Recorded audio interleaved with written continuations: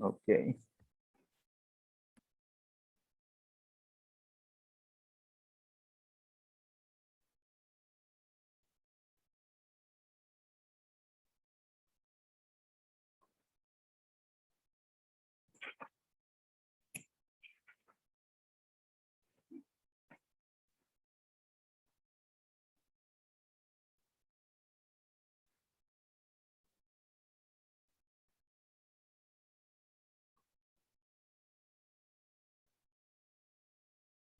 I'll speak a little bit verbally on the case of feed-in tariff in Germany, but I will add that later on in a final version. Maybe I'll add a couple of slides after we finish, and then send the final version of the presentation.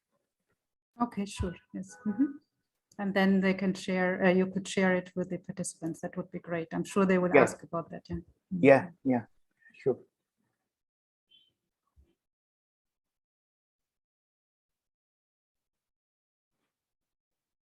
But likely, if I forget to ask, then you might tell me what happened in Germany. Okay, I will try to remember. I think in the beginning you got a translation of the German feed-in law, right? When you were in NREA, right? When you were chairman of NREA. Yes.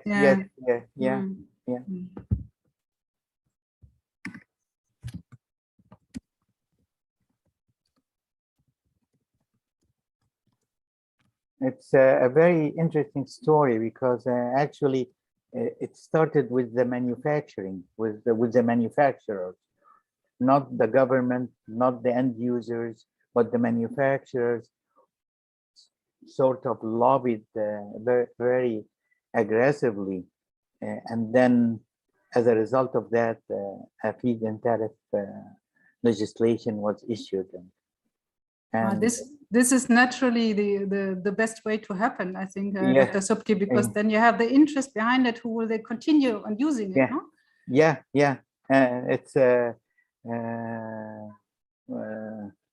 It's really drivers behind the curtain. I think similar to the current net metering issue. Exactly. In Egypt, right? Exactly.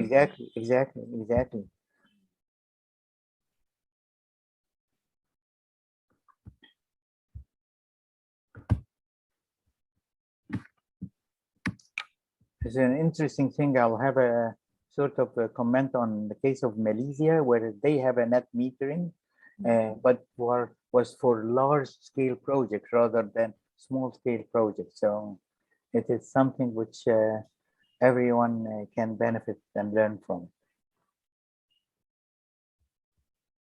All right, let's see how many. It's now 10 o'clock, but just check.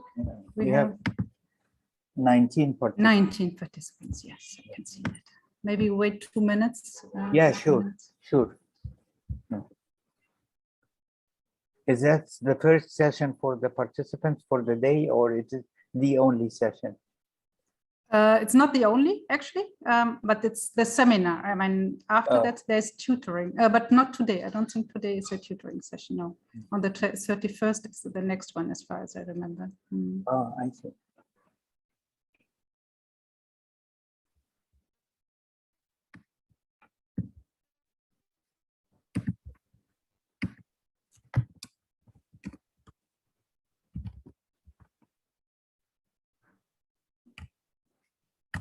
A lot of good mornings in the chat. وصباح الخير كمان. Yeah.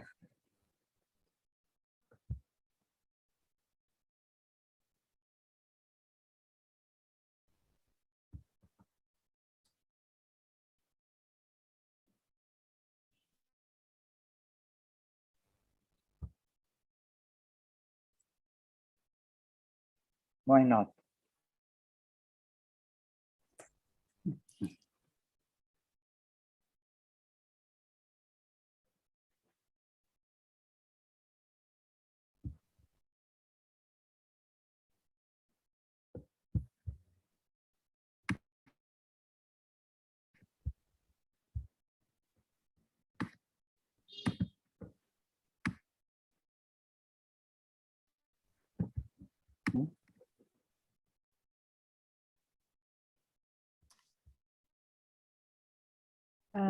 I have a question here from Mr. Ayman Al-Shahed. Yes, we will record the session. Yes.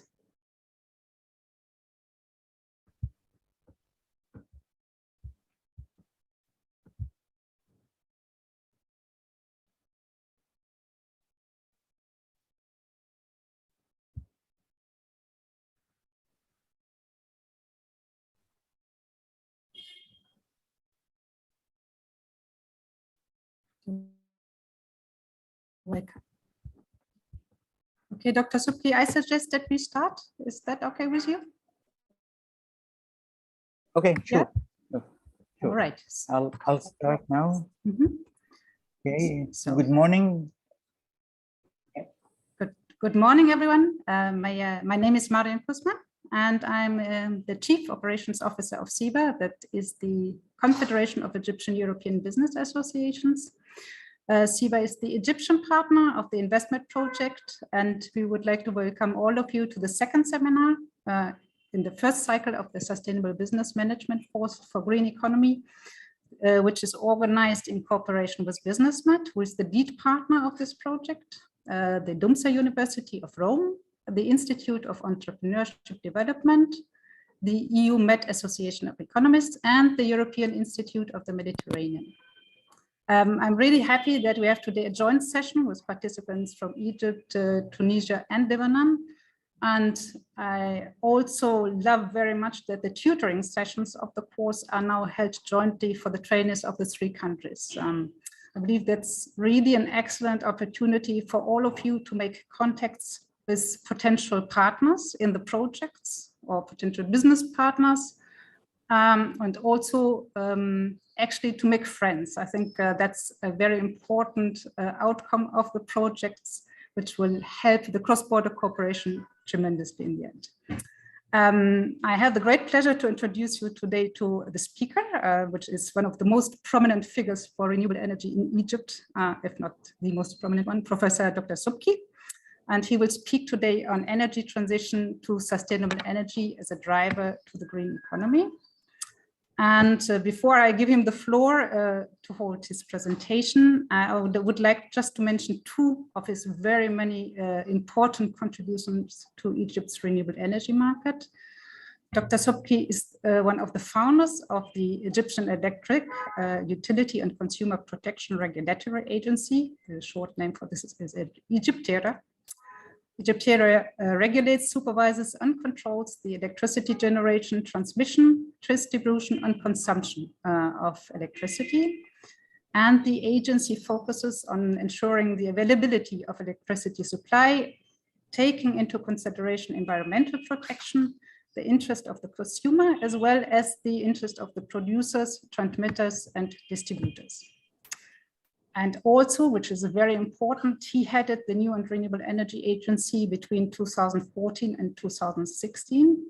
And actually, he initiated large-scale development and deployment of renewable energies in Egypt through the introduction of processes like bidding, merchant-type schemes, and the introduction of the feed-in tariff. And I believe Dr. Elsobki will speak later on the feed-in tariff system. His main job actually is being a professor for energy planning at the Cairo University, and among a lot of other functions, which I don't want to mention all of them here right now. So thank you, everyone. And Dr. Elsobki, the floor is yours if you would like to start. Thank you very much, Ms. Kusman, for this introduction, and I hope to meet the expectations of yourself, the colleagues, and the participants. Today we will be speaking on, I have to reshare my screen. Oops, no. As mentioned, I'll be addressing energy transition to sustainable energy as a driver to green economy. The material was collected, arranged, and prepared by my colleague, Dr. Ghada Rafat, and myself.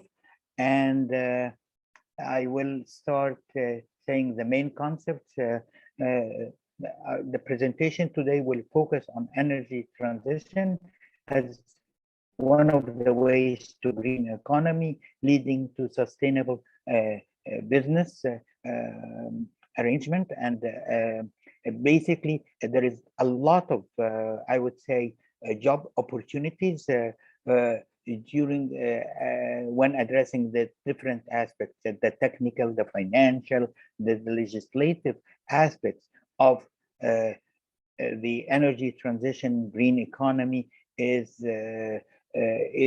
makes it very wide and potentially very attractive for developing businesses and activities in these three major sectors, technically and financially, as well as legislative. I'll be addressing in the beginning some of the well-known green economy definitions and what it is meant by a green economy, and then I will be addressing sustainable energies and related financial and economical feasibilities, and we'll try to differentiate between financial analysis and economical analysis. And then I will focus a little bit on the information communication awareness and its importance in promoting and helping in the energy transition, and it's really a critical aspect of the whole chain. Then I'll speak about legislation, and I'll mention a few legislation well known around the world and how these legislations fit different countries for their different needs. I'll also speak about how can we judge the activities through a set of key performance indicators, which the different pioneers can select from. And then I'll speak in a positive way about the impact of COVID-19,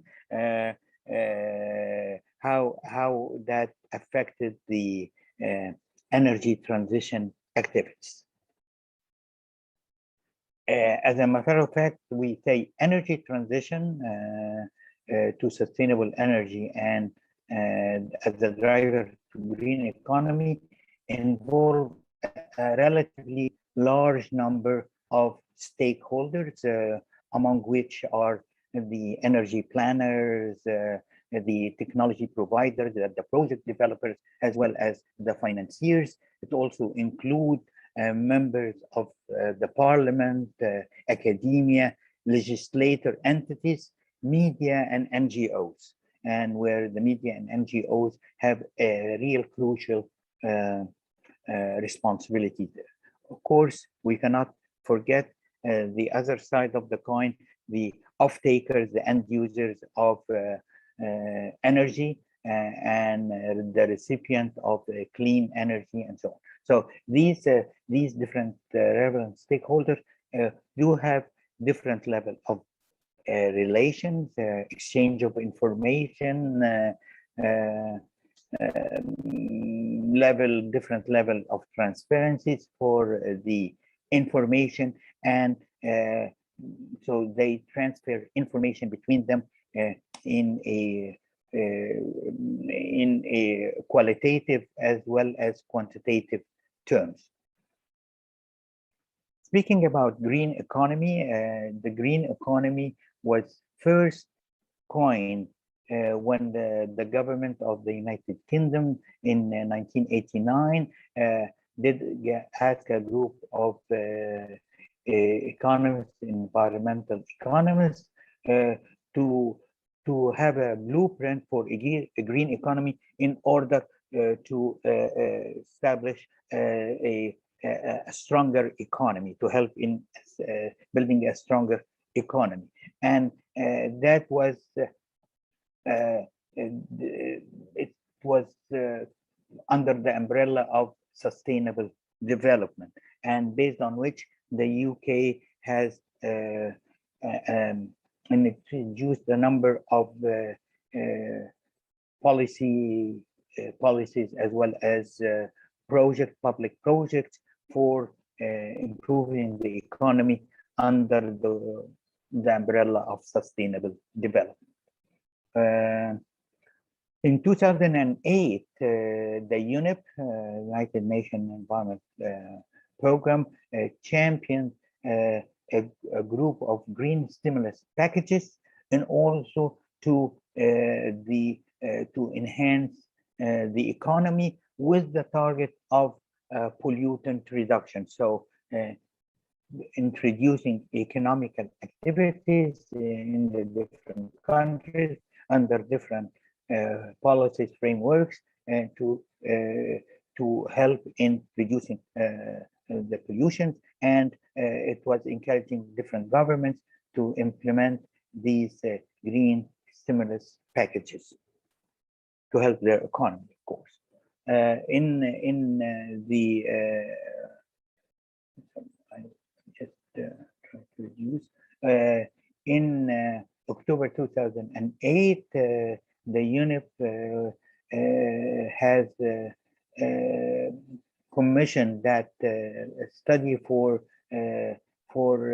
having a new umbrella, which was called Global Green New Deal. That global Green New Deal was supported by the UNEP, and it proposed a number of policy actions to stimulate economic recovery and improvement and sustainability of the world economy, and it encouraged governments to allocate stimulus funds to green sectors to set out 3 objectives. One of them is primarily the economic recovery. The second one, to reduce poverty or eliminate poverty. And the third one was to reduce carbon emissions and ecosystem degradation.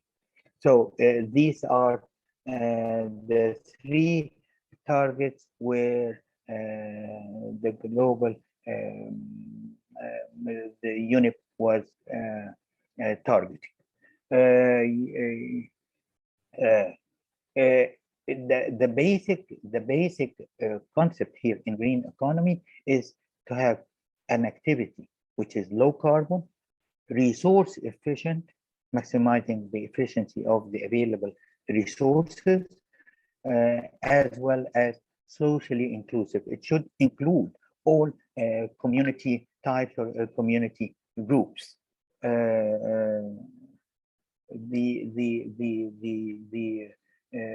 In a green economy, we look at the gross employment and income are driven by public and private investments in such new economic activities, as well developing infrastructure assets that reduce carbon emissions and pollution, as well as replacing some of the existing infrastructure to make a room for more efficient infrastructure which has less carbon emissions and enhanced energy and resource efficiency, depending on the time and the availability of these resources, and the prevention of the loss of any biodiversity and ecosystem services.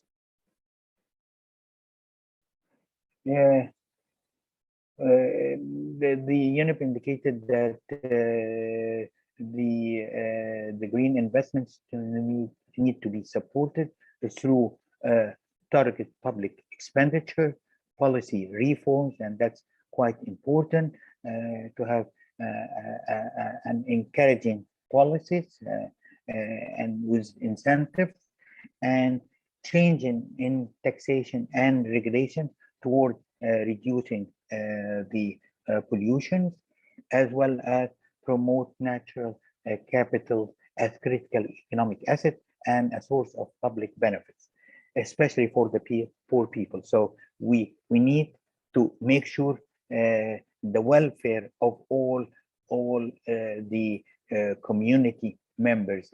That's quite important to get them all engaged in these different economic activities toward green economy.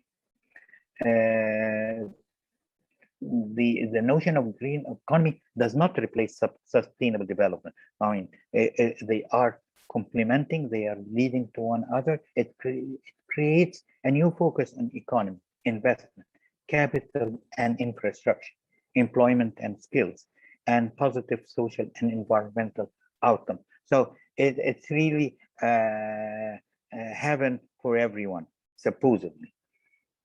There is no internationally agreed upon a definition for green economy, but there is a number of definitions. They all fall in the same targets. For example, one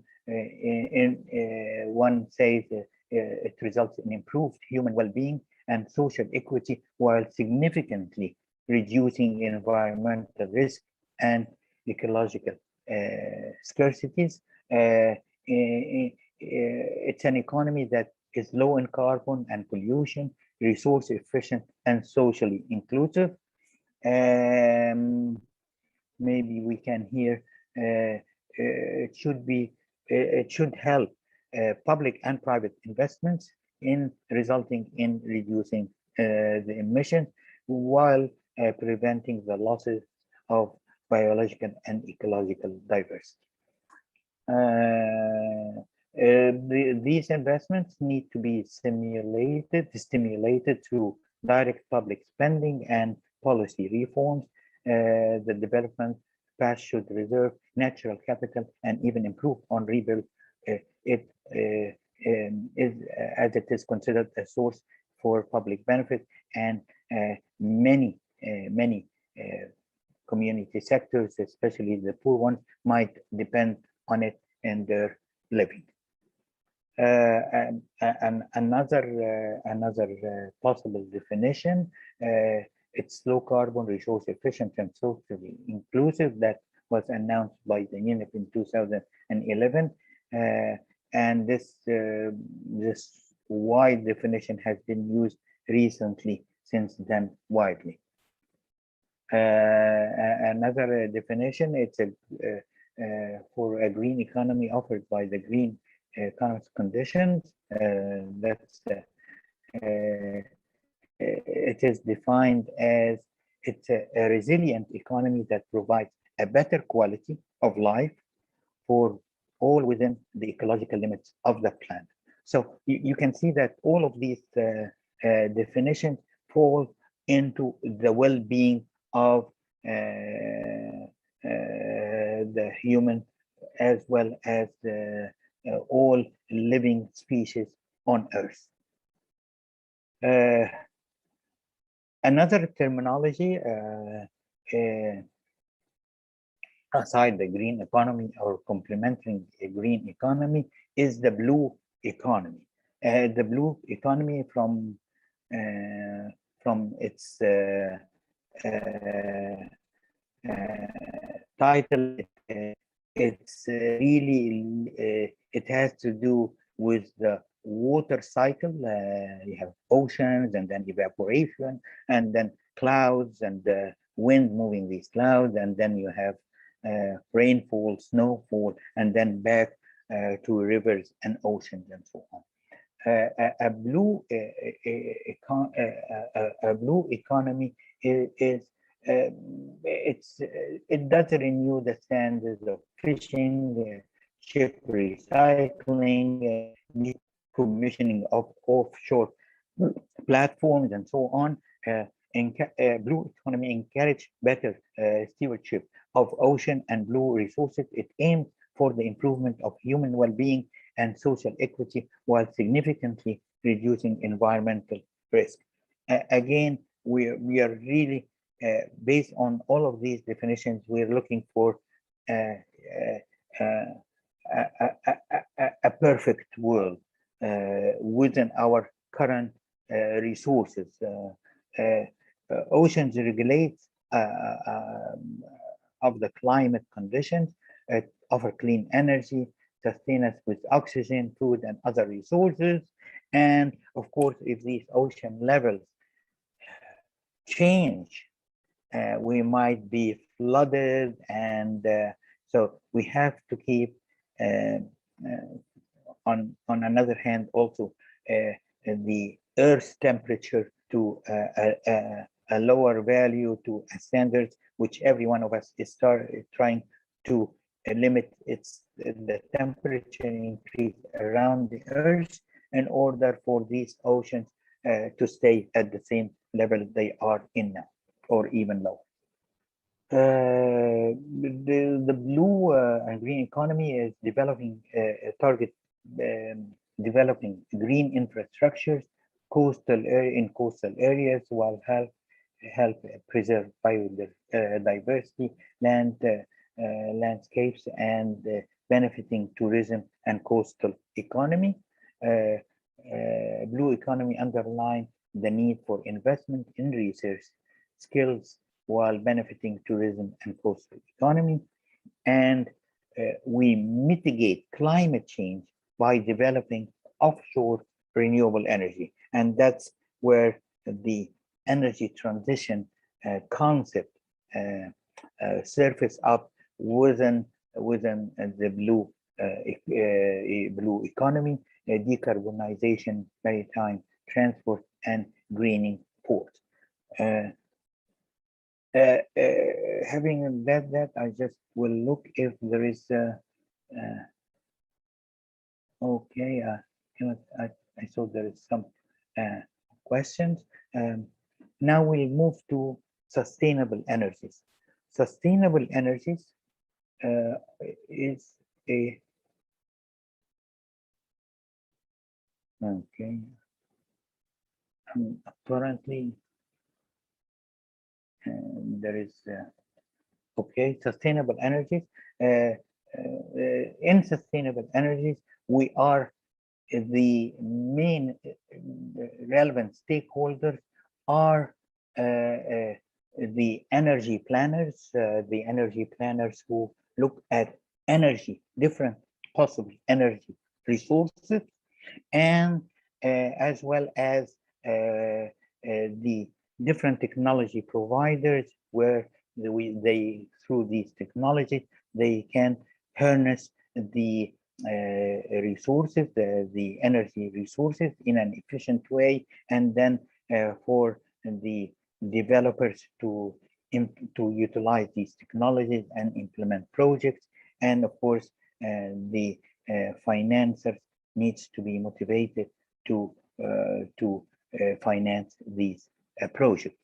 I'll pose a question here. I don't expect an immediate feedback, but let us say, while over the last 7,000 years, we did not use only clean energy, sun, wind, and so on, and we resorted to fossil fuels, especially in the last few hundred years, 500 years or so. Keep that in mind, and I'd like your feedback on that later on during our discussion today. Sustainable energies are referred to as clean energy. It comes from natural resources or processes that are continuously replenished. For example, sunlight, wind keep shining, even though they are not shining everywhere all the time, but globally they are available all over the day, but in different parts of the world. They have been used for a long time, as I said, around 7,000 years ago, or even more, if we can go deeper in history. Sun was used for heating purposes, and wind is coming actually from the sun. The movement of wind is due to the heating of the different air layers, and that provides us with wind. So sun, in a way, is the source of our energy. It gives us heat, and moves the wind, and evaporate water. And this is the question which I posed. if someone would like to give me a feedback now, that would be nice.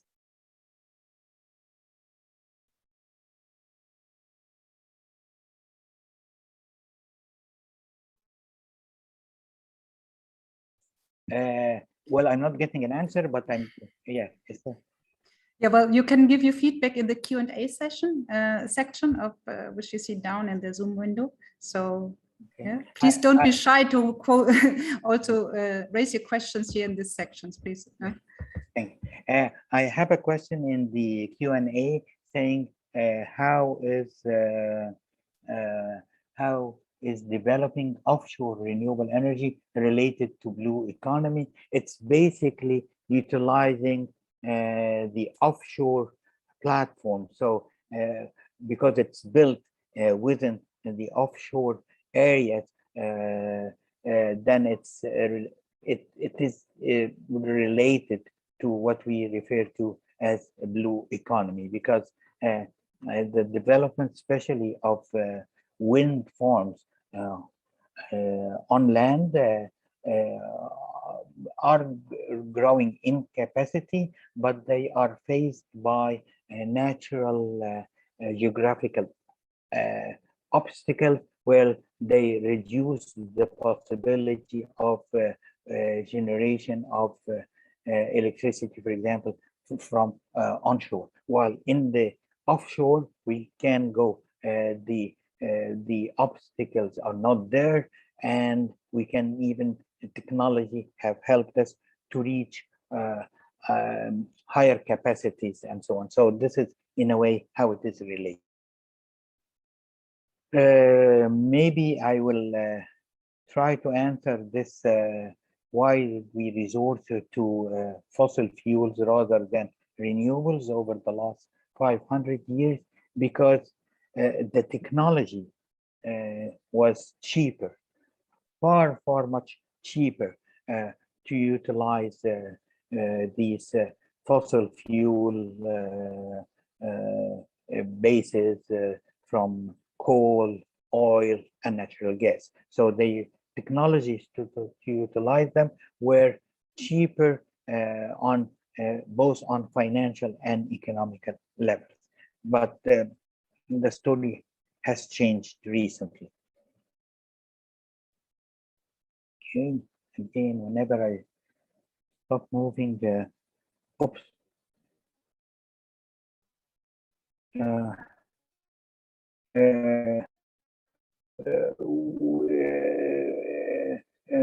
The expensive in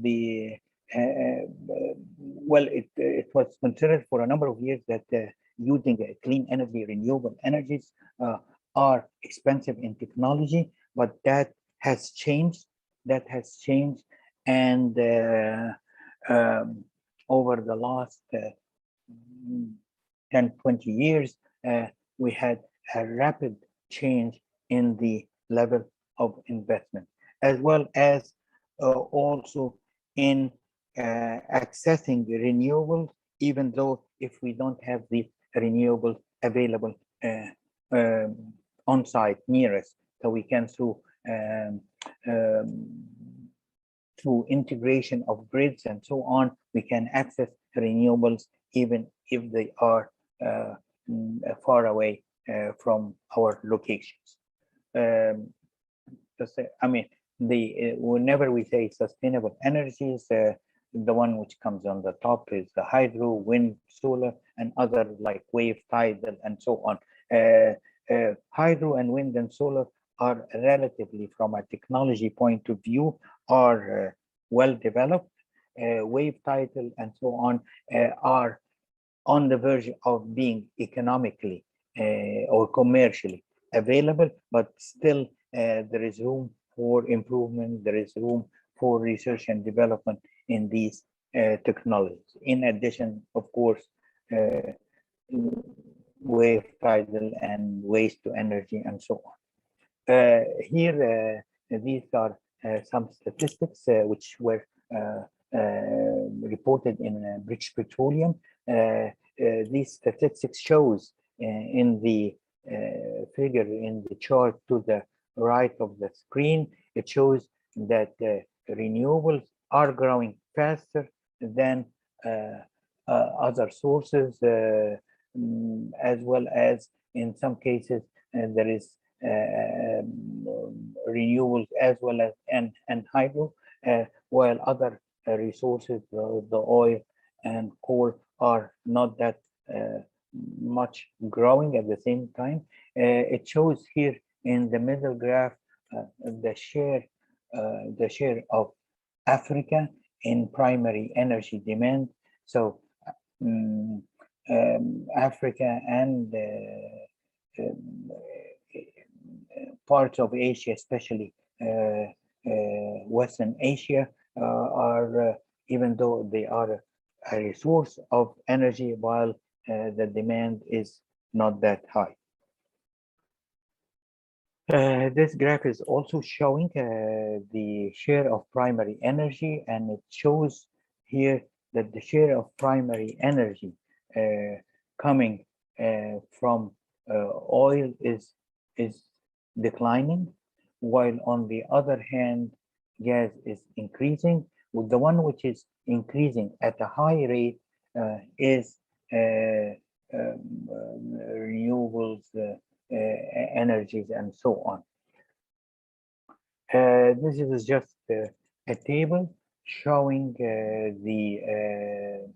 in numbers, some of the numbers which were reported in the recent report by Irina.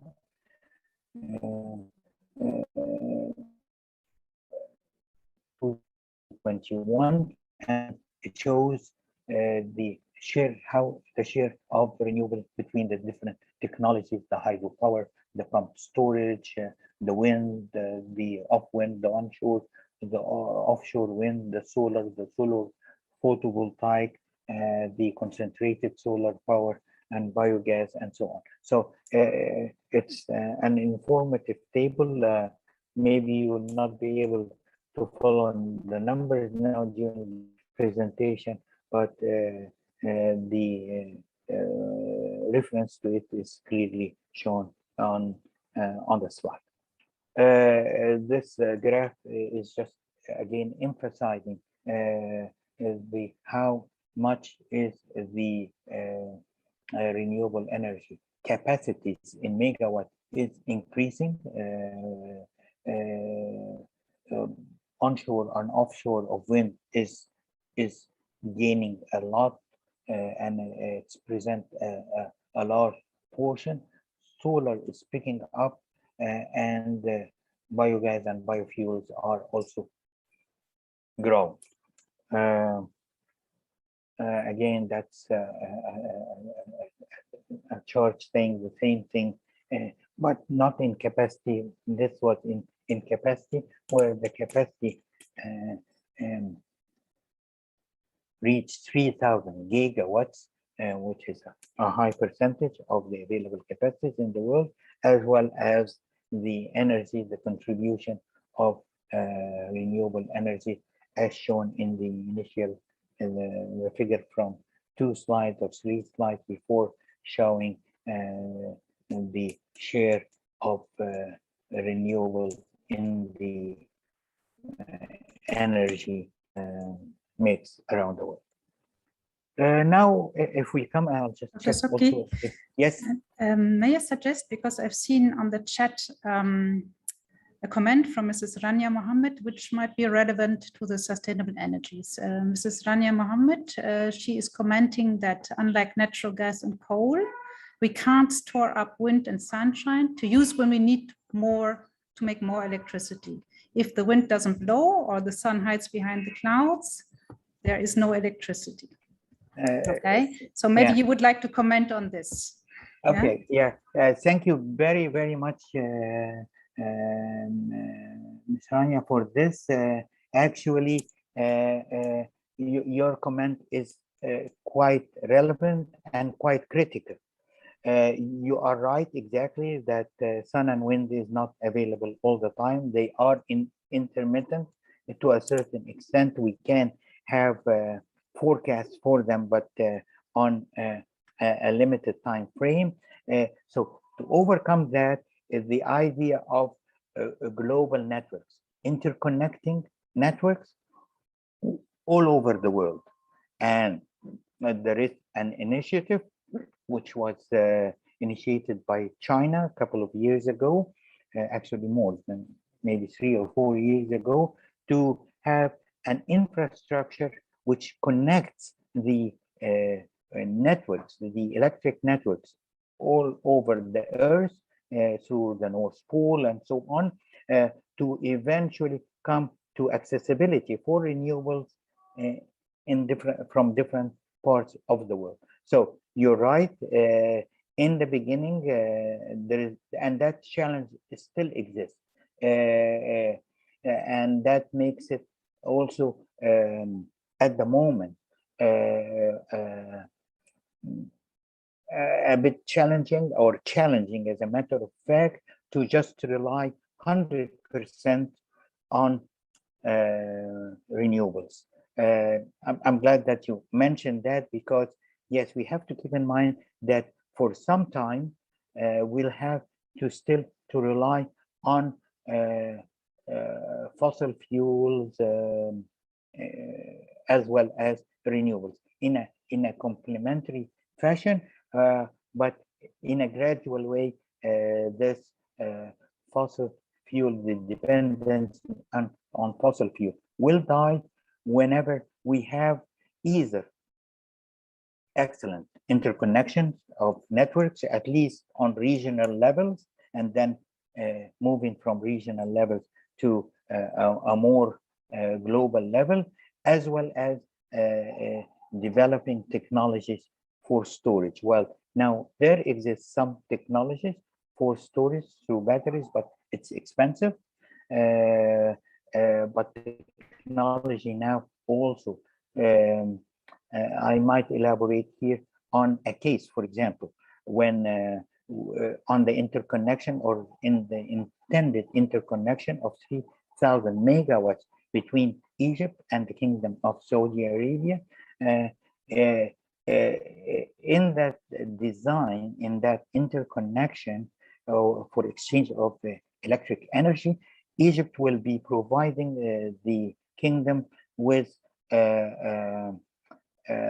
renewable energies during the day, where the peak of the load is in the Kingdom of Saudi Arabia is during the day. So we are providing them with renewables during the day, and then we are getting energy back in the evening while they are off their peak. So as a matter of fact, we look at it as if we are storing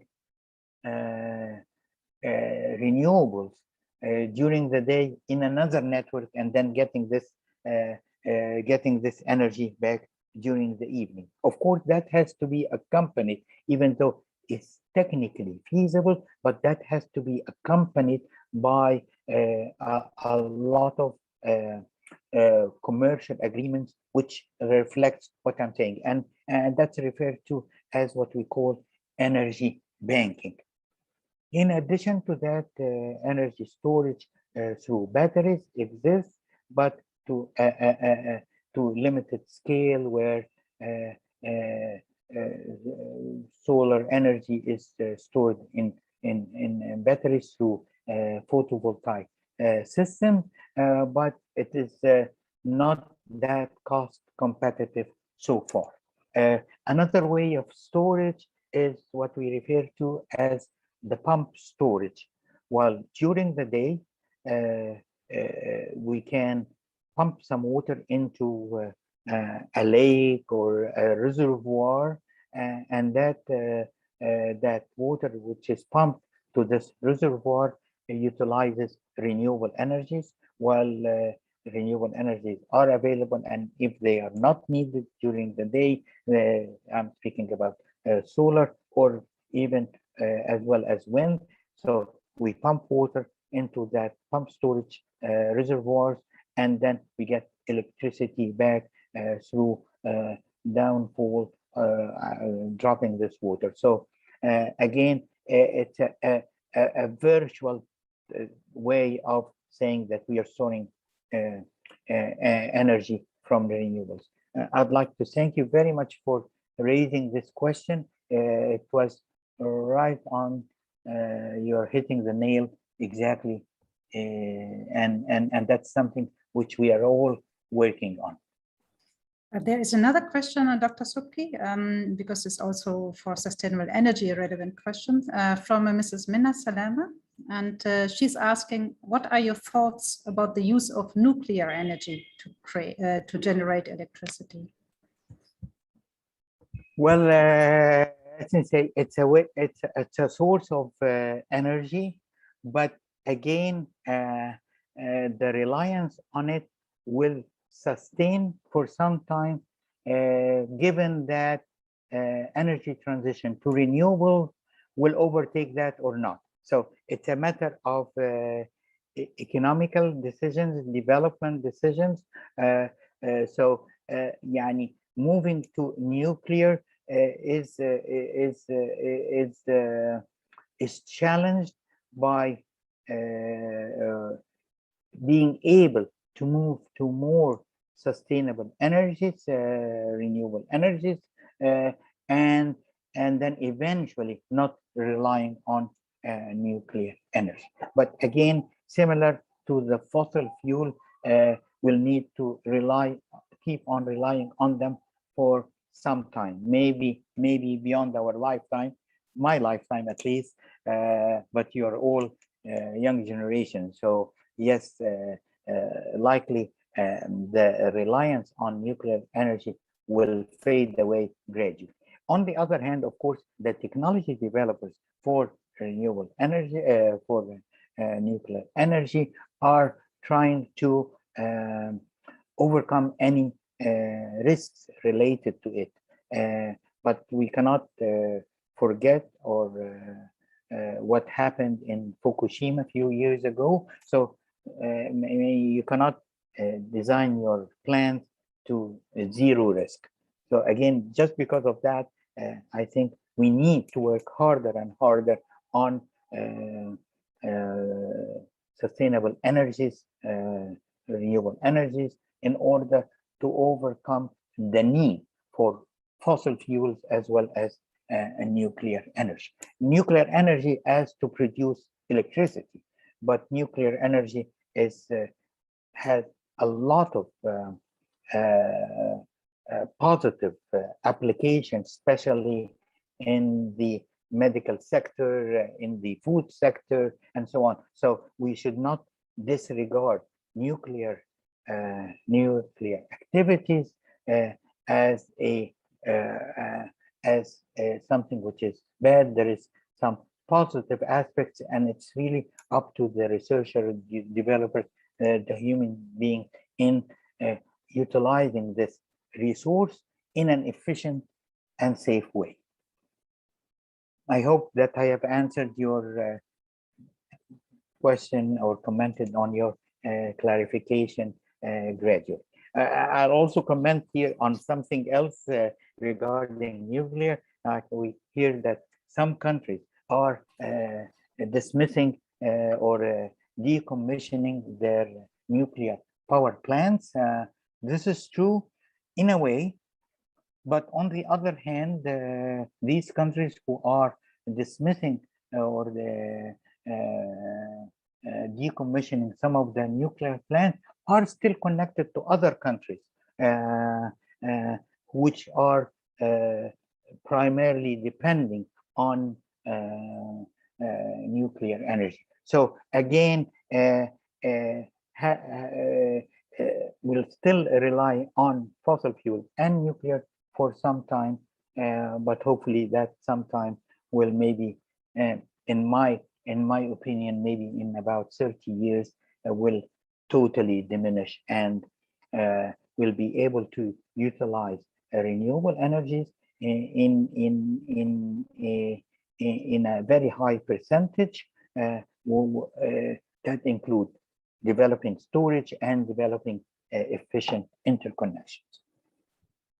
There is one more question or comment in the chat, which I think will lead to your next point, Dr. Subki, the financial and economical feasibilities. It's by Mr. Salim Nissaf Salimi. Okay, he mentions that the short lifespan of renewable energy sources, a lifespan of a wind turbine is about 25 years.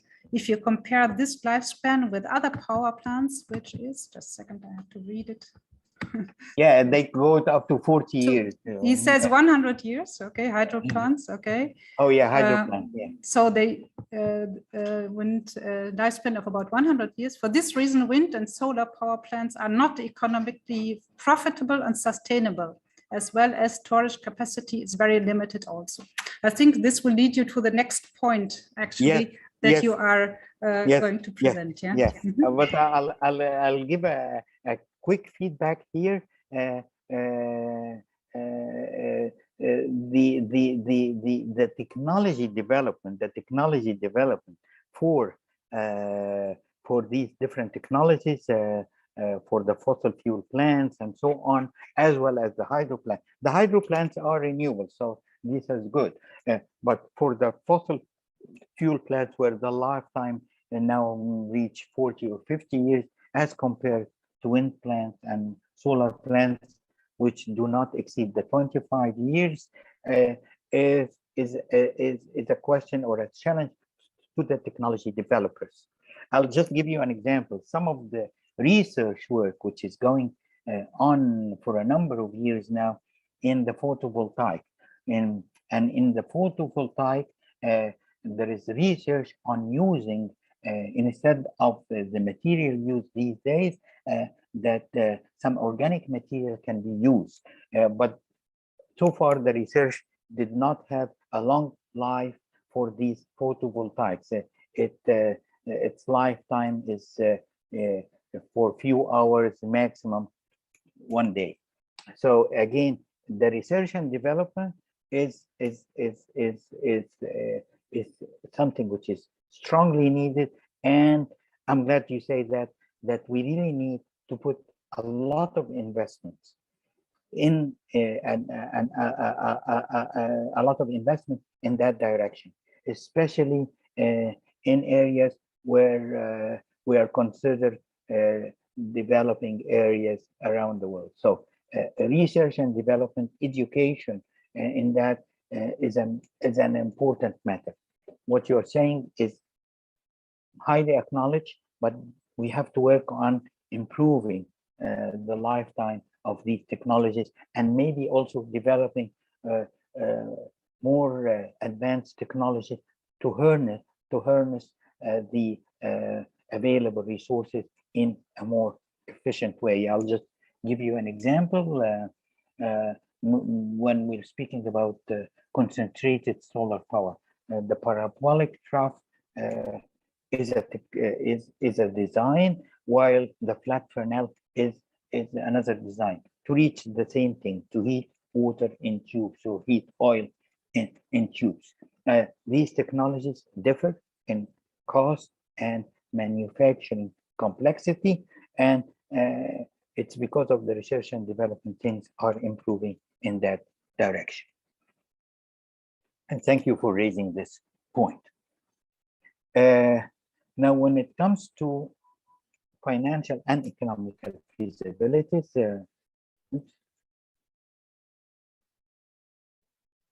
okay, again, here, in addition to the energy planners, the technology developers, and the financiers, the off-takers are part of this financial and economical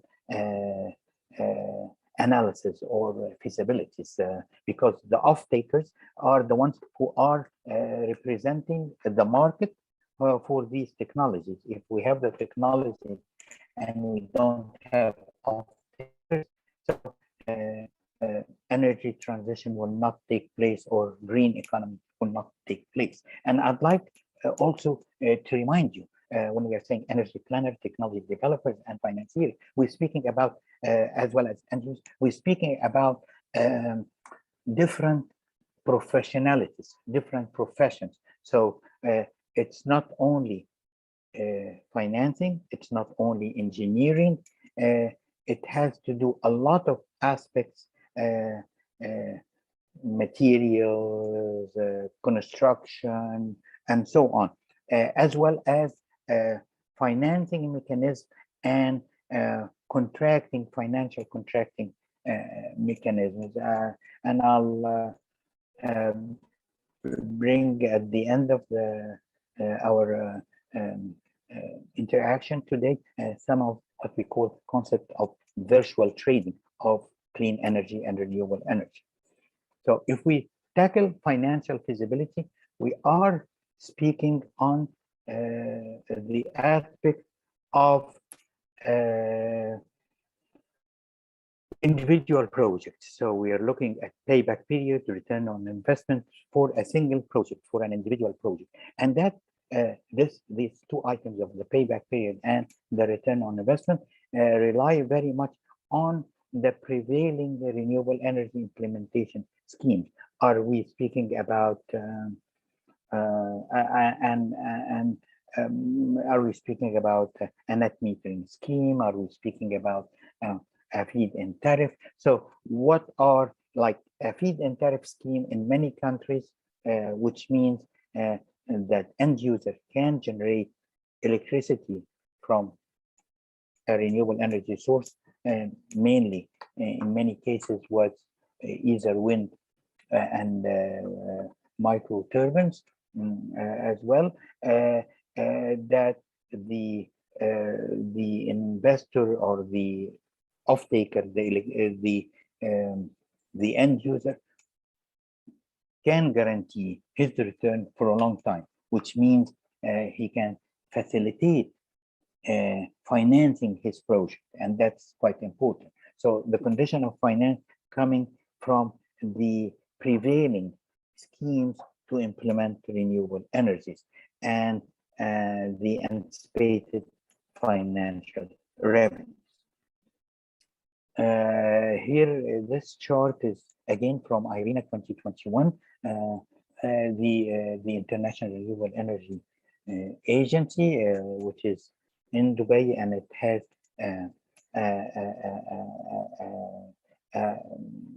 a branch in Germany. It shows here that the cost of renewable investment related to different renewable energy technology has fallen sharply over the last 10 years for solar photovoltaics, for concentrated solar power. You can see the drop is sometimes almost 10 times, by 90%.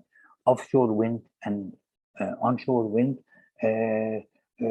the fossil fuel technologies is more or less steady. The geothermal, because it's a technology which is still under development, there's room for development, they're still increasing, and for hydro, because hydro now, some of the turbines designed are the research and development, and there is a slight increase because there is a lot of research and development on harnessing more energy from the waterfalls or micro turbines and so on. So there is a slight increase in that. So it's a well-developed technology, yet there is some room for improvement, and that room of improvement reflects on the investment level. This is another chart, but just to show you that over the last 40 years or so, the PV investment costs have went down from $100 per watt to less than $1 per watt. So it shows you how research and development is very much effective, and how the market demand pushes research and development. Research and development will only work when there is a market, there is a need for something like that. So this is just an example. Over 40 years, over like between the early 80s and the early 90s, the fall was almost 90%, and then between the 90s and the 2020, and the fall is less than that, but yet it it's falling down because of the development of the technology. The economical feasibility is another side of our coin when dealing with financing and financial issues. When we are speaking about economical feasibility, we are speaking on the level of a country, and it's not an individual project, but what can the country gain from energy transition, moving to renewables, moving to green economy. It's basically the impact on the country level, the nation level. So, for example, the amount of avoided fuel use to generate electricity is something which is on a nation level. Either this fuel is obtained from national resources available within a country or coming from import. So moving to energy transition, moving to renewables will have some avoided expenditure, a large amount of avoided expenditures in using fossil fuel. Also, the amount of avoided pollutants, and that to a country is quite important. It's not only the reduction of pollutant CO2 of the NOx, and it's the negative impact on the temperature rise of the universe, but also it has a positive impact when reducing these pollutants on a different aspect like health issues and so on. And sometimes it's even hard to evaluate the economical or the saving on a national level on the health improvements when reducing the CO2 of the NOx. Of course, for a number of countries, what's referred to as the Annex 1 countries and non-Annex 1 countries, where countries are obliged to reduce their carbon level, their carbon emission levels due to different economic activities, especially the industrial activities. So it reduces reducing the environmental obligation on countries, which has these obligations, has to do a lot with the economical feasibility of moving to renewable energy. Coming now to our fourth issue here, or related issues of the energy transition, is the information and communication and awareness. It's quite important. Again, this group of stakeholders or relevant stakeholders include, among other as well, parliament members, academia, legislators, media, and non-government organizations. It's quite important that information exchange between these stakeholders and other stakeholders address the energy transition to sustainable energy and to moving eventually to green economy. And the interest is quite different. And I'll pose here a question. What would be the interest of a parliament member in energy transition? Different parliament members have different roles. Some of them have to do with energy, some of them have to do with economical effects, some of them have to do with health conditions, and some of them have interest in employment. So energy transition, the information exchange with parliament members has to do with their role in the parliament. But a common role in the parliament is members of the parliament are very much interested in job creation. I mean, that's sometimes one of their main campaign slogans, that they will be able to have more jobs for their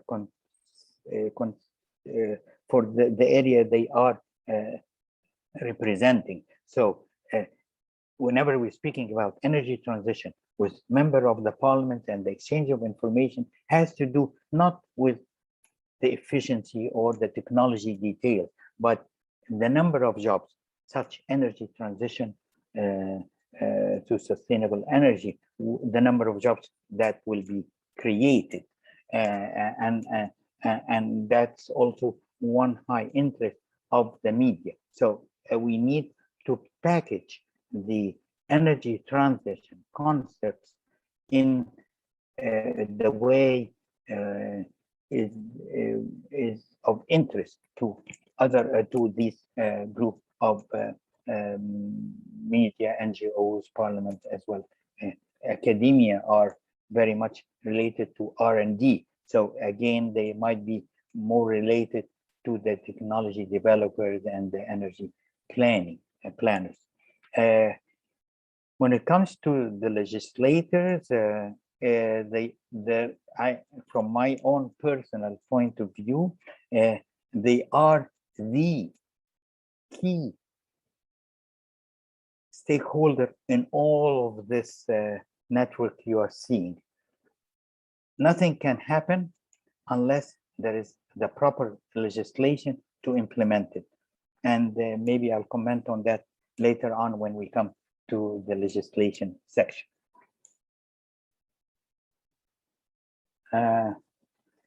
Information, communication, and awareness has to do with the public opinion and planning for energy of energy portfolios. It's critical.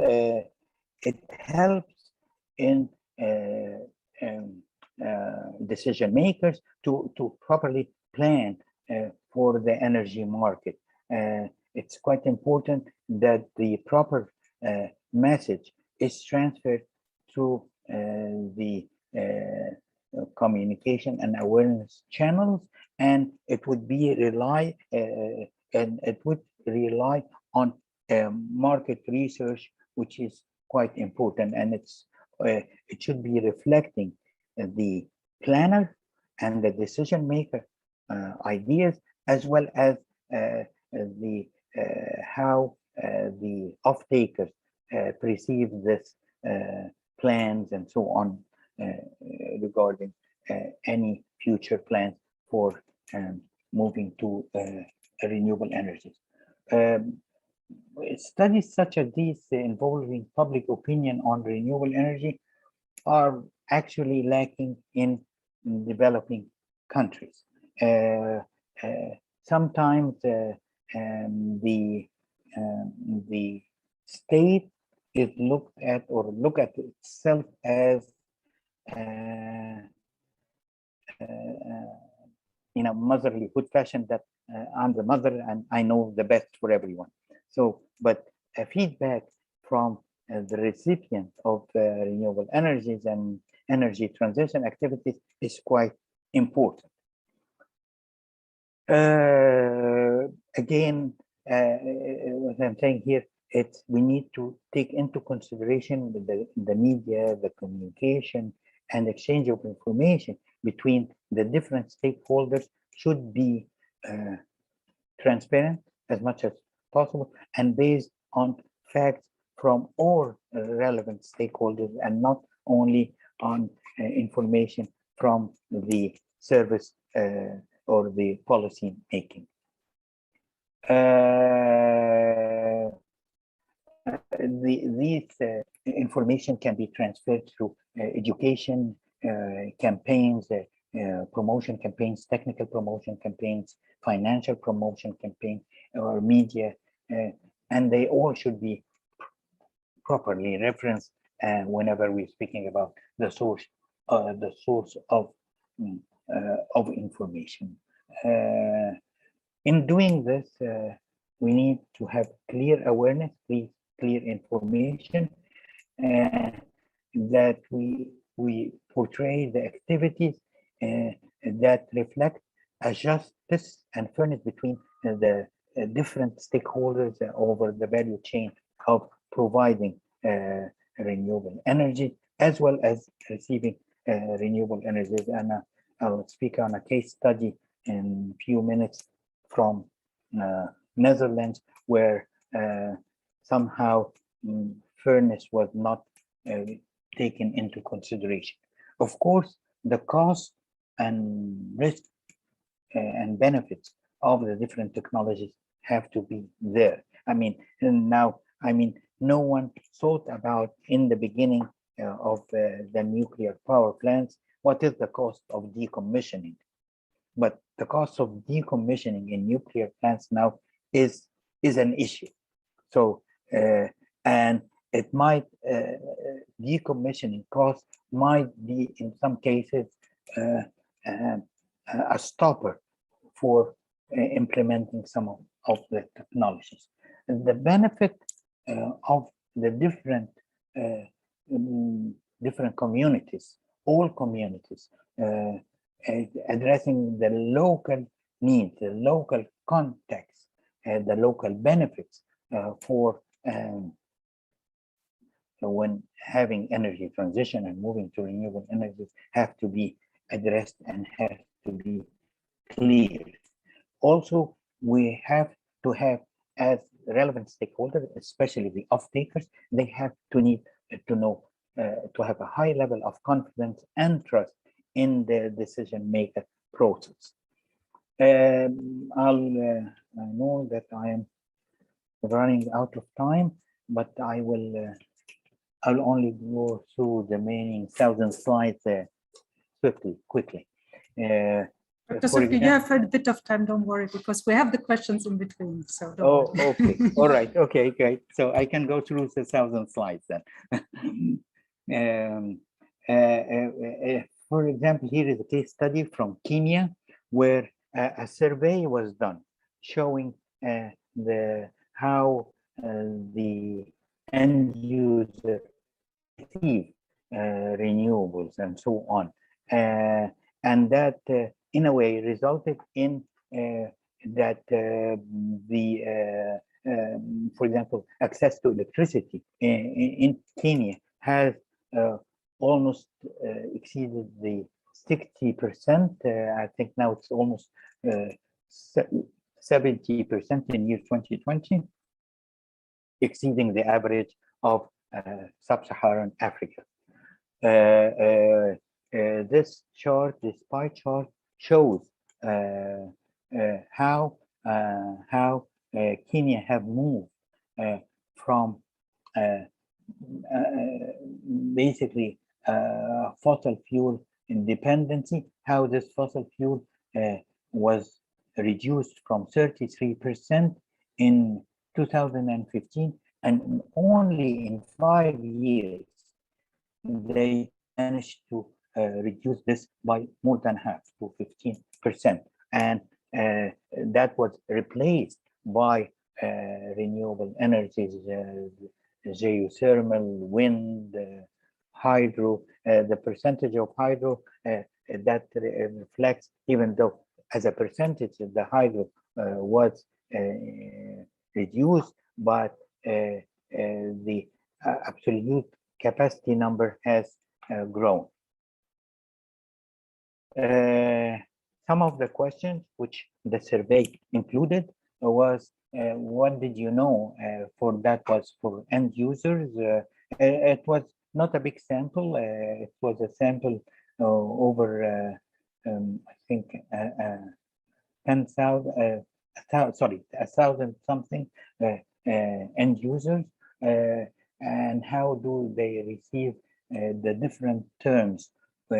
How do they know?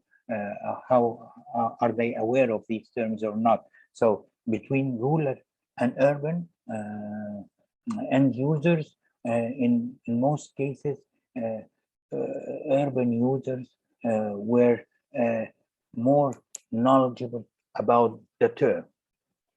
Another question in the survey was how did they learn about renewable energies? And again, from the different media, newspapers, TV, radio, internet, word of mouth. And as you can see here, in the rural areas, maybe the accessibility to internet is not that high. So the urban user get their information from internet much higher than the rural. While in the rural areas, the source was radio. Radio is a cheap instrument. It can operate on batteries and so on, and as well as a word of mouth. And a word of mouth is quite important in implementing some of the renewable energy projects, especially the small size projects. And that's quite interesting, and I think quite logic as well. When they were asked what they want first, and keeping electricity prices low. So the development in renewables leading to low electricity prices as well as accessibility came on top, and then electrification. And then after that, investing in renewable energy projects came at a lower priority, but the lowest was no additional taxes. So people that do not want additional taxes related to the energy transition. In the article itself, it showed that people are accepting, if people do not move to energy transition, maybe additional taxes can be accepted for people who are, for end users who are using fossil fuel based. And some of the analysis showed that people who are negative toward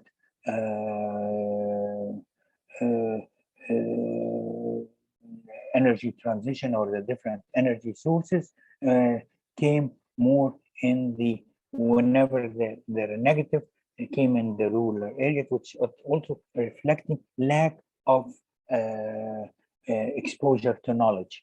While on the contrary, on the other hand, when people were positive on the renewable energies, then the urban participant had a bigger share.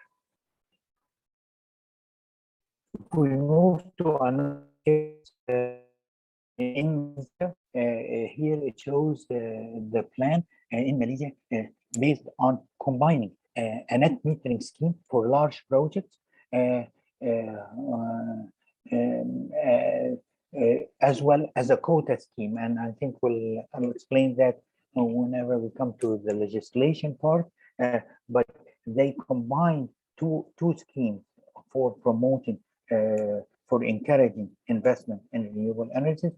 They promoted a net metering scheme where end user can have financial benefits, as well as a quota scheme where a certain obligation on either service provider and end user are obliged to resort to renewable energies.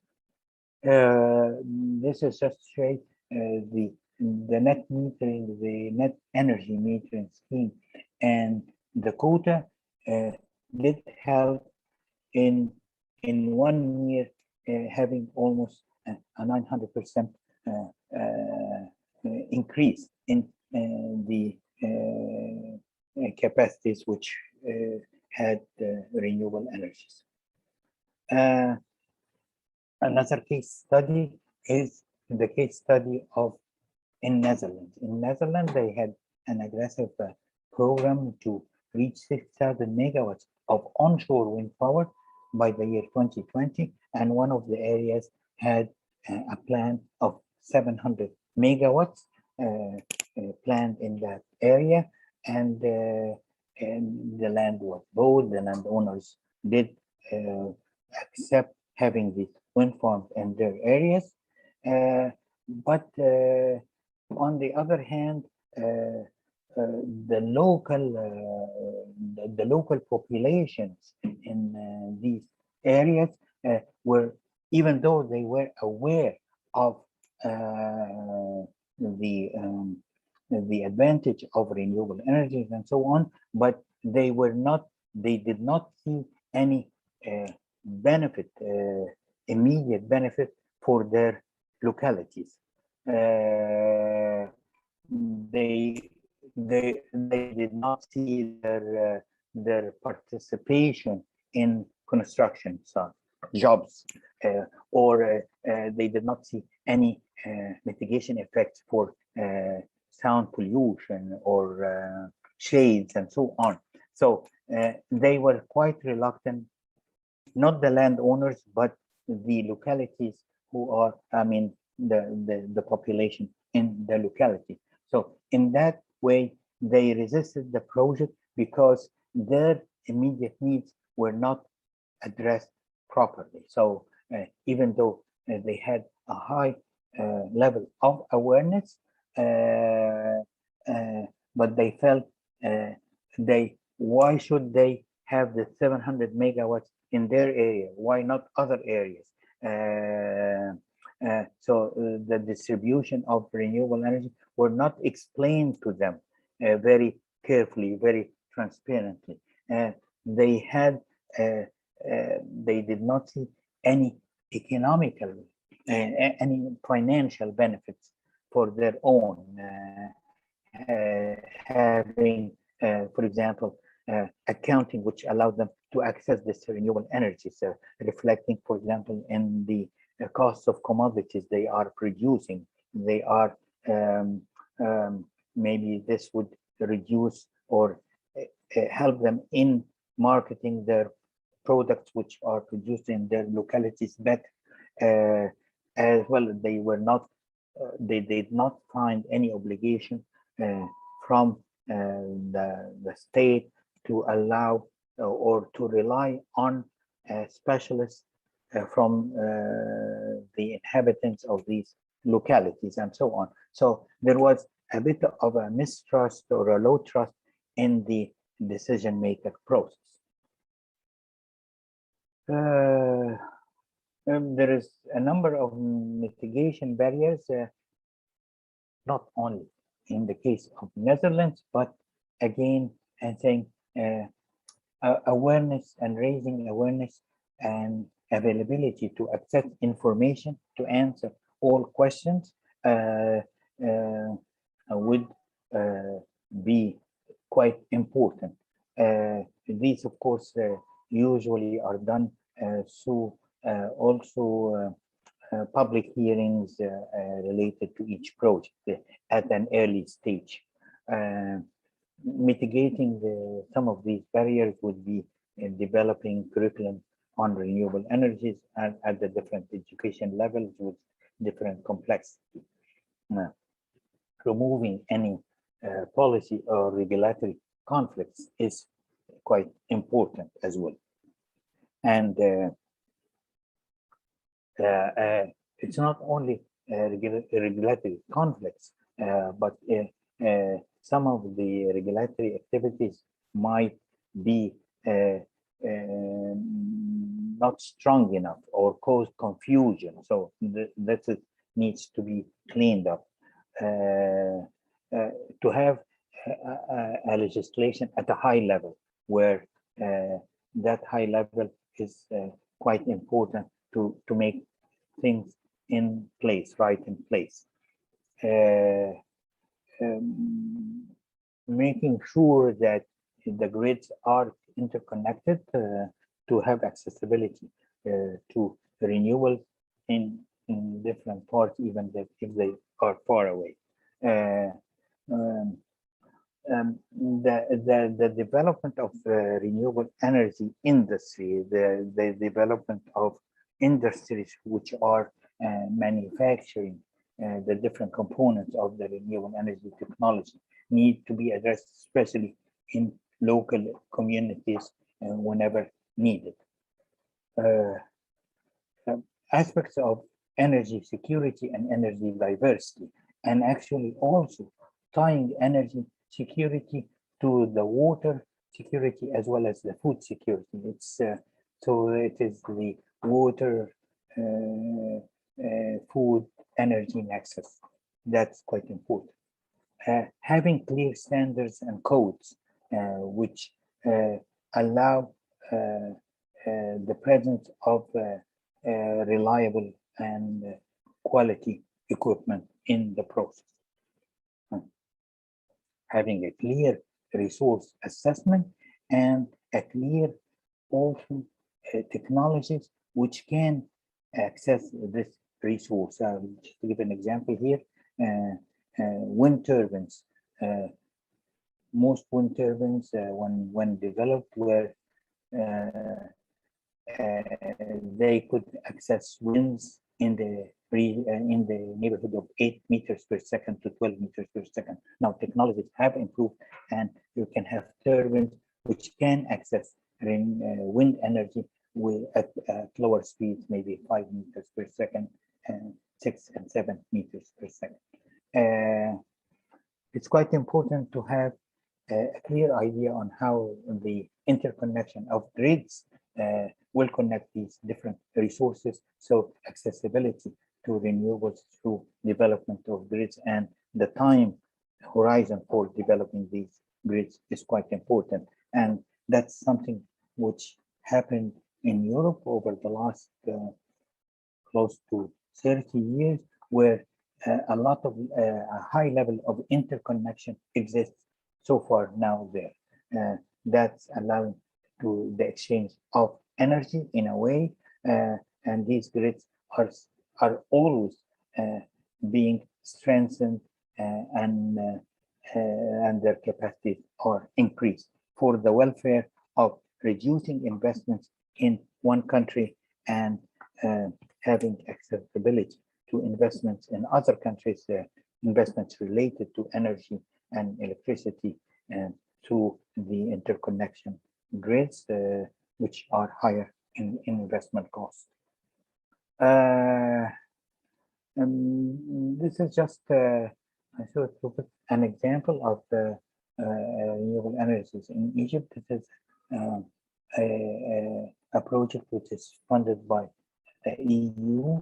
It's 100 watt PV project, which supplies that market, food market, vegetable markets, fruit markets by electricity through a net metering scheme, and that is in the early stages of its implementation now. Another project is in planning. Is another project that's called the SOLT project. It is with the University of Alexandria, where one of the buildings will be equipped with 150 kilowatts peak to supply the building during the day hours, the classes, the laboratories with electricity. Dr. Subki, there is one question on by Nauraz Abbas, which I think is relevant to this part for information and awareness building. It's in the Q&A box. It's as change in mentalities and attitudes starts at school and at an early age.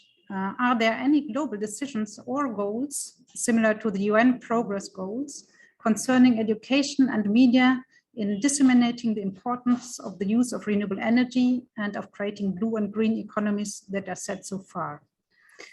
This question was raised by Nauraz Abbas. Yes, thank you very much for this question. Actually, you are truly right on that. Education plays a crucial role here, a crucial role in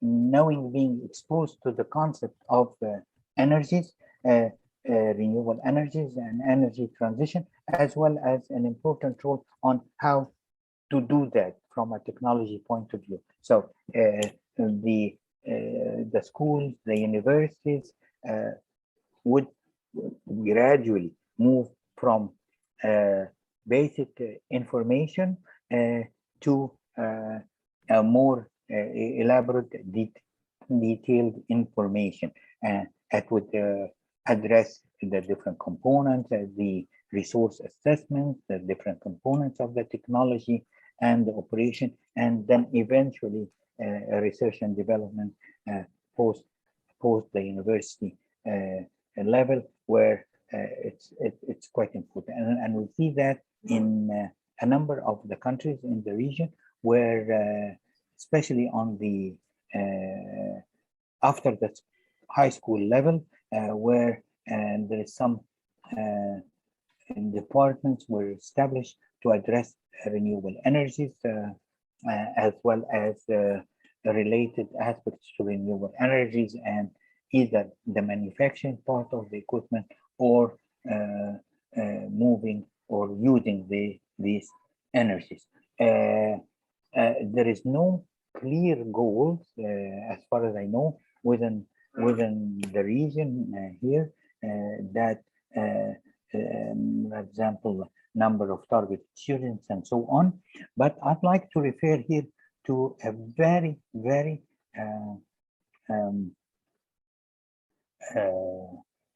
I would say interesting program. I would say also a successful one. It's called the MENA program, Renewable Energy for the Middle East and North Africa, and it's addressing renewable energies and energy efficiency, and it's a collaboration between 3 universities to provide master's degrees in renewable energy and energy efficiency. These universities are Kassel University in Germany, as well as a university in Tunisia and a university in Egypt, Cairo University in Egypt, Kassel University, and forgive me, I slipped my mind the name of the university in Tunisia. But these 3 universities provide graduate work, graduate research related to implementation in the area of renewable energies and energy efficiency. It's on now for about 11 years, this program, and it more than 100 graduates graduated from that, from both Germany, Tunisia, and Egypt, as well as now it's open even for participants from other countries. So it just shows you that it's helping to develop activities based on either engineering aspects or legal aspects, or as well as legislative aspects from participants from Germany, Tunisia, and Egypt. And just a call, 1 week ago, one of the graduates, I think name was Ms. Galila, she's from Morocco. She did win the ENI award on energy issues and so on. So, and she was a graduate of that program. So again, such programs, such collaborative programs allow for knowledge building and cooperation and exchange of culture as well.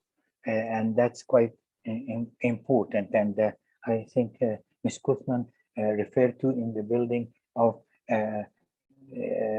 knowing each other better, or having friendship between different participants. And that's something such a program in education help in doing that between participants, where they can eventually have projects in their countries or other countries with people from different disciplines. either legislative or financial or engineering. And the program itself does not have a prerequisite of the undergraduate knowledge. So people can be of political background, political science. We had someone from pharmaceutical at one time, and so on. So there is again quite important what Mr. Abbas have mentioned here, that education is crucial. Education is crucial on two aspects: on the aspect of efficient use of resources, efficient use of energy, efficient use of anything, water, energy, and so on, as well as efficient, as well as moving toward energy transition and renewable energy. I hope I answered that.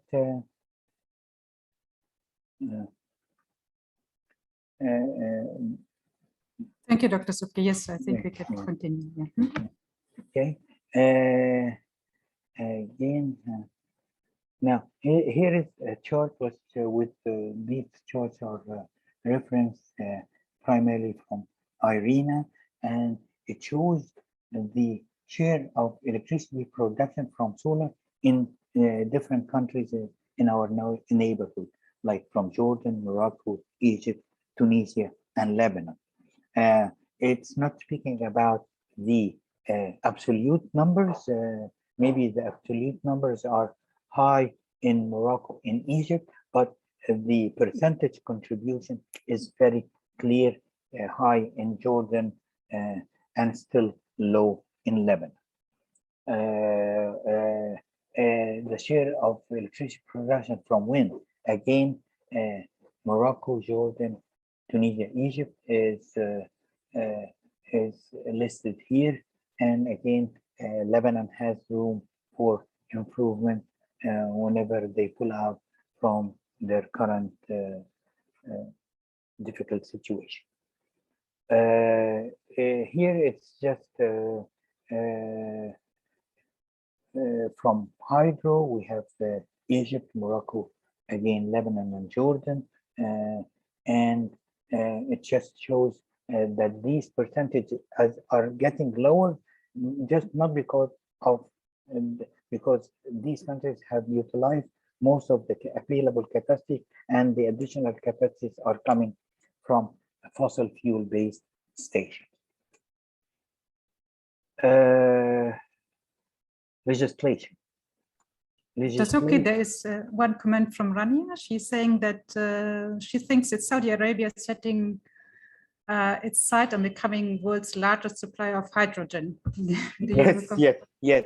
I mean, if you're all following what's happening over the last few months in Saudi Arabia and the movement toward production of green hydrogen, especially green hydrogen, which means from renewables, is moving, and the NEOM project in the Kingdom of Saudi Arabia is gaining a lot of ground now. And if you have followed the news over the last 2 days, there is an event in the Kingdom of Saudi Arabia addressing green economy, green energy, and there is a lot of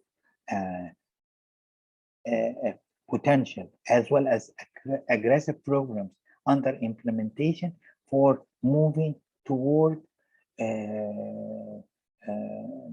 renewable energies, greening the economy.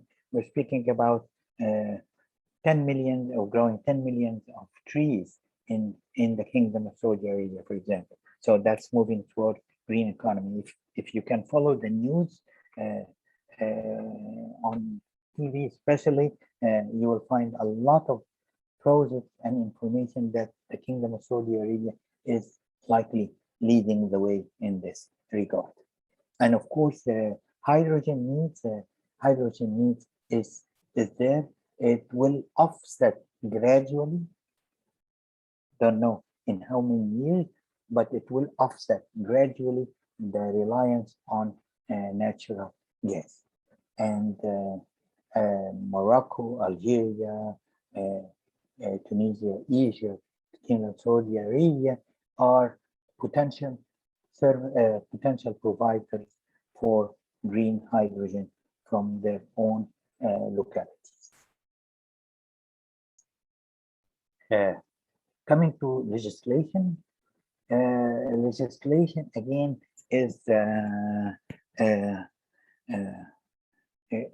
an important thing. We cannot do anything without a legislation, without a legislator who's working on legislation, without a parliament who's approving this legislation and issuing this legislation. So it's quite important. I always joke, officially, we are not born unless there is a birth certificate. So this birth certificate is a legislation. We are not a graduate of a school or a university unless we have our graduation certificate. So again, and this is another legislation.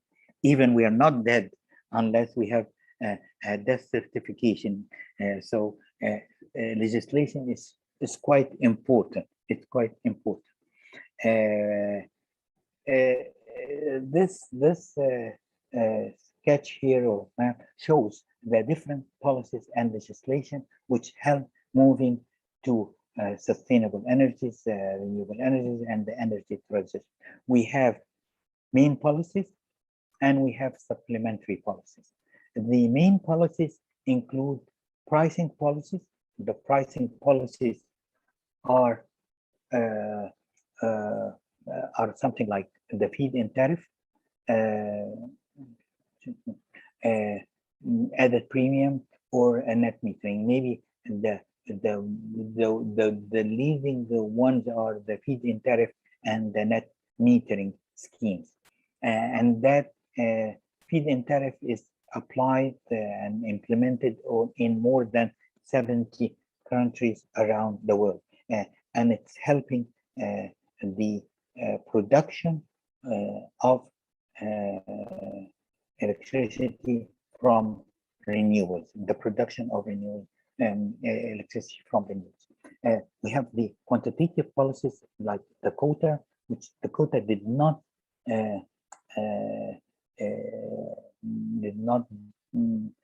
gain a lot of success in many countries, but again, it's now the need for it shows is growing once again.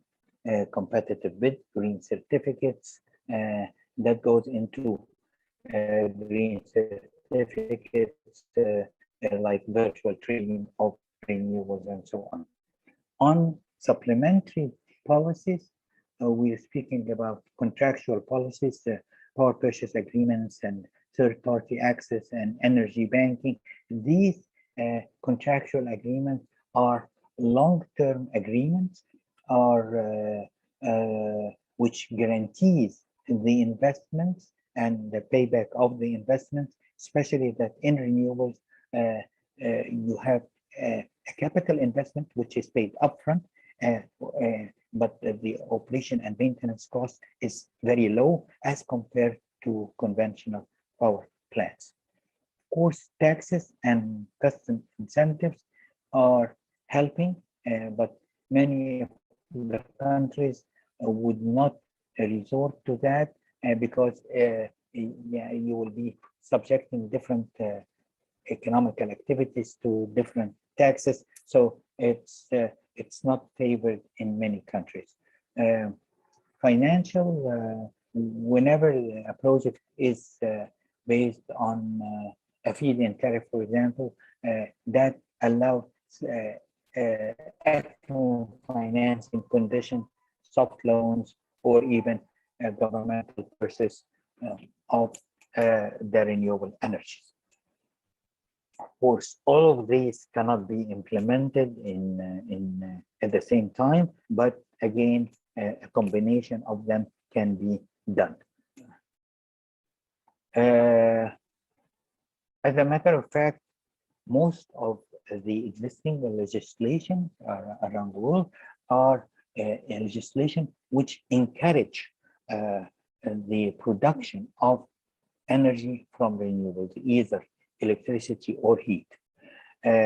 But that needs to be accompanied by what we refer to a pulling scheme. So you need the pushing scheme and the pulling scheme.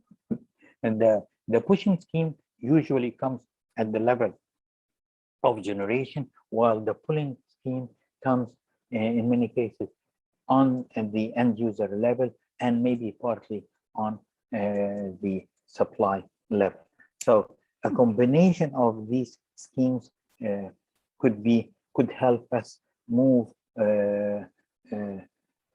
again in a faster way.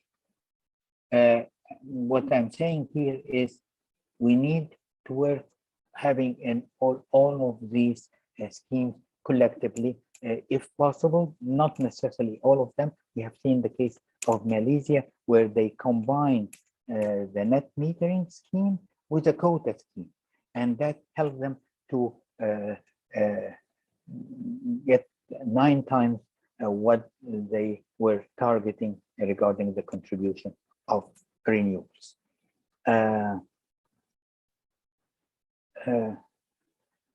In the legislation scheme, we will have more, definitely more jobs, all genders over acceptable lifespans, and that reminds me of a program. I think it was a World Bank program in Sub-Saharan Africa, where it was called the Grandmother Program.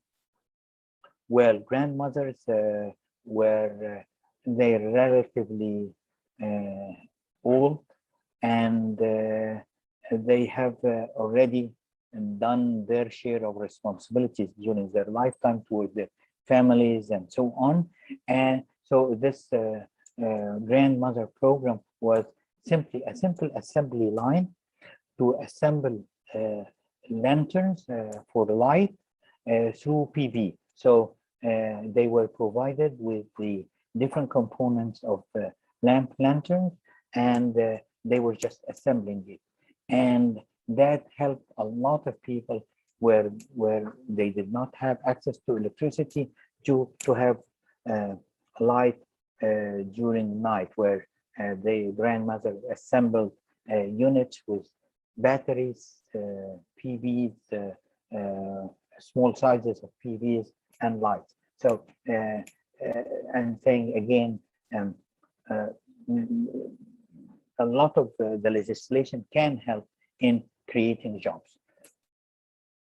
The financial activities and the economical activities are important regarding financing and so on. So whenever having a legislation, like for example, in the case of Egypt, where when the feed-in tariff was introduced in late 2014, we had a rush and managed to stimulate the market regarding PVs and so on, and investments were easily financed by different financial institutions, and the related legislation, the related power purchase agreements and land agreements were critically reviewed by different international financial institutions, leading to a stable market in that regard.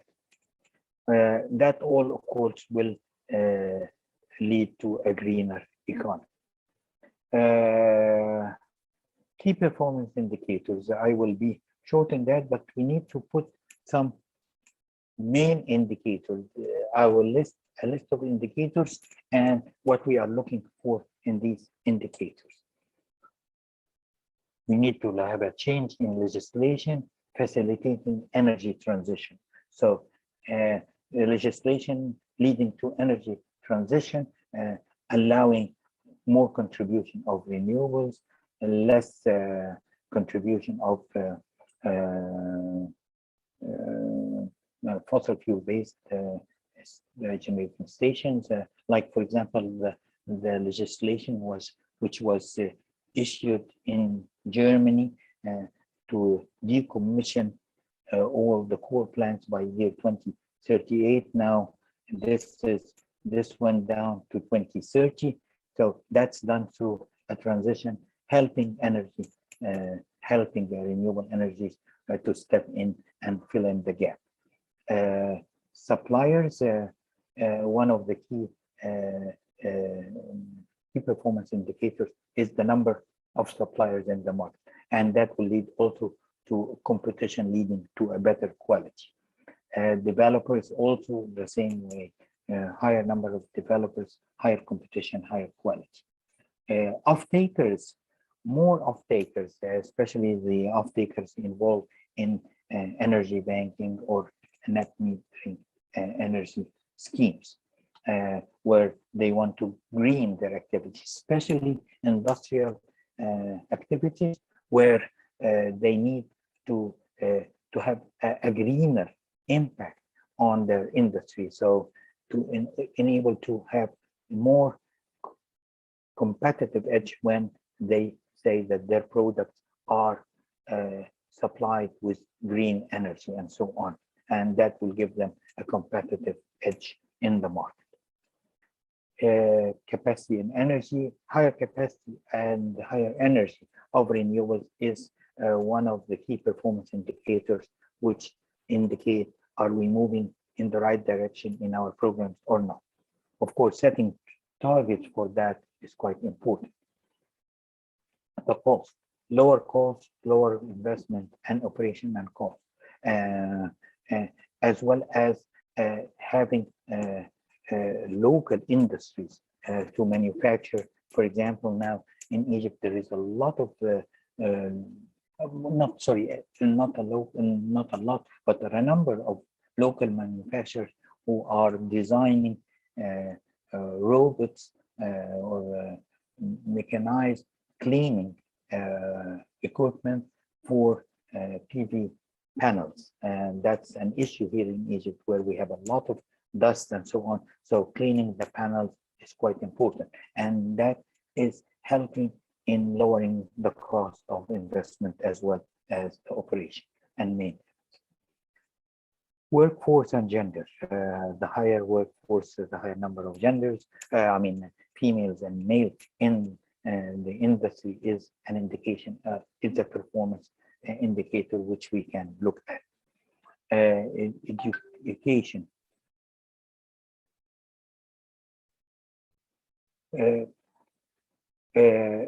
Education, as mentioned by Mr. Abbas a few minutes ago, education is quite important, and education which reflects eventually behavior at the children at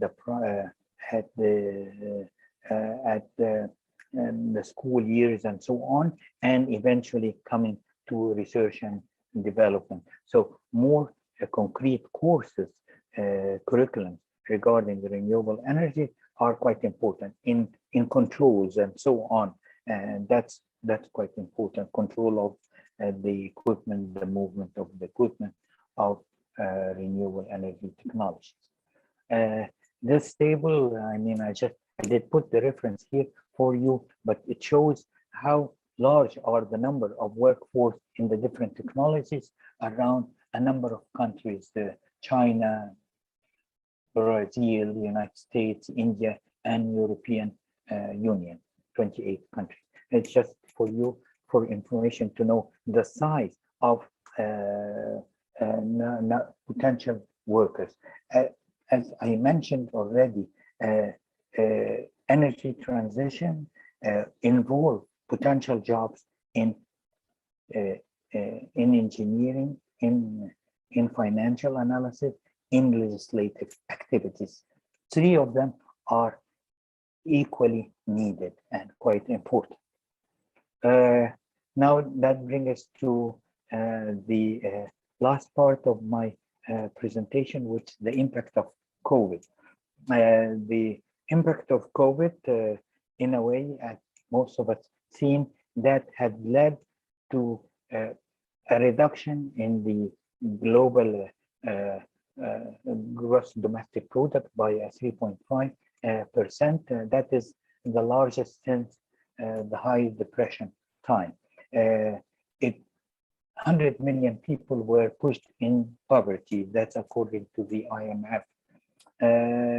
So the economic loss from pandemic is high, and a lot of the losses were seen in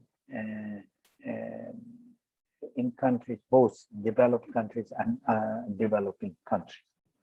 The energy reduction reached minus 4.5% as compared to an expected 2.5%. Global carbon emissions from energy use were reduced by 6.2%. That reflects 2 gigaton of CO2 reduction. That brought us down to the level of emissions in 2011.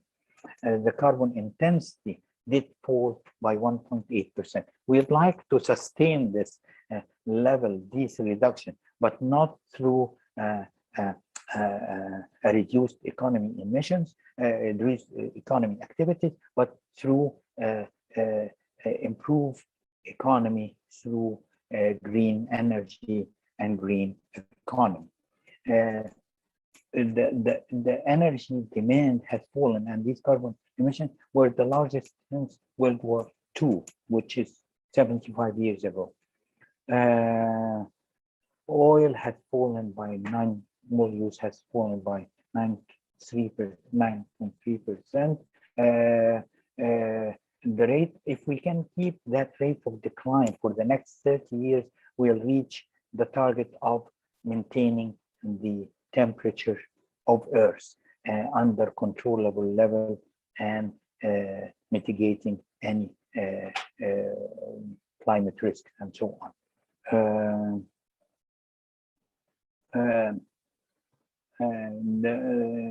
This, of course, energy reduction, energy demand was extended due to the extended lockdowns, crushing the transport. The transport were quite reduced. Use of jet fuels were reduced by 40%. But actually, as I said earlier, the importance is because now we are going back to normal economical activities gradually. So we need to reduce the emissions, but keeping the economy.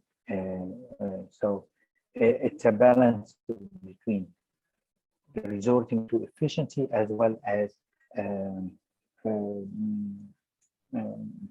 efficient use of resources and moving to more sustainable resources of energy. And this here shows that the electricity consumption went by 0.9%, and then the renewables, the contribution of renewables did increase by numbers shown here in wind as solar. They were the larger contributors. Here is again an analysis of the economic global energy demand falling due to the different financial situation the world has experienced, and we are experiencing a 6% reduction. That's higher than the impact of the 2008 financial crisis. The interesting thing about this chart when it was first published 2 years ago, almost 2 years ago, it indicated an expected change in the primary energy use, and the only increase was in renewables. Others, nuclear, oil, gas, and coal did experience a reduction, and the renewables is the only economic activity which did gain some positive percentage as compared to other resources. Last but not least, saying is in this progress of renewable energies toward moving toward energy transition to renewable energies, we need to work also on energy efficiency, better use of energy, the new growth of energy routes, such as hydrogen, so that will help us in decarbonization, as mentioned with MENA. I think she mentioned that a few minutes ago, and as well as to build up some activities regarding carbon capture, usage, and storage. The carbon capture and storage activities were studied for the last 30 years, and somehow it was not proven financially attractive, but now it's becoming more financially attractive, and storage areas can be used in depleting gas wells and so on, but analysis and research has to be done in if this carbon seeps into cracks of the earth. It has to be looked at very carefully. I'd like to thank you all for your participation and your very stimulating clarification and questions. Thank you very much for that. And I hope my colleagues, I did not exceed. I think I still have 1 minute to go. Thank you very much. Thank you very, very much, Dr. Elsobki, for this, as usual, I have to say, very in-depth and very informative presentation, and especially for explaining the interdependency between the energy transition and the green economy, and also for explaining the nexus between the technology, the finance, awareness, information, legislation, all the components which are relevant for the energy transition. Thank you very much. Thank you also a lot for the participants, for all the questions raised, and it was a pleasure to have you all on board. I should mention to Dr. Reda Ahmed Kamen for the presentation because she's the co-author of the presentation of Dr. Elsobki. Sorry, I forgot that. Yeah. So I think the recording will be put online, and the organizers will keep you posted on this. Right? Thank you very much, everybody, and I hope you have a lovely day. Thank you. Thank you all. Thank you very much.